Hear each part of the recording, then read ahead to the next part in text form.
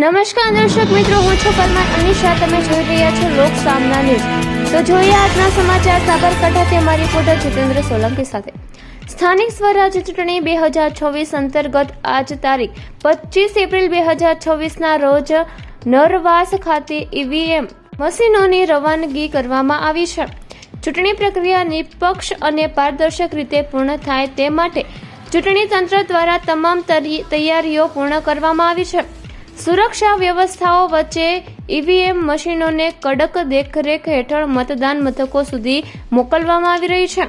આ તકે અધિકારીઓ દ્વારા જણાવાયું હતું કે મતદાન પ્રક્રિયા દરમિયાન દરેક માર્ગદર્શિકાઓનો કડક પાલન કરવામાં આવશે અને મતદારોની નિર્ભય રીતે મતદાન કરવા અપીલ કરવામાં આવી છે. આપ સૌ જાણો છો એમ સાબરકાંઠામાં આગામી 26મી તારીખે 26 એપ્રિલ 2026ના રોજ તાલુકા પંચાયત, જિલ્લા પંચાયત અને વિવિધ નગરપાલિકાની ચૂંટણી યોજનાર છે.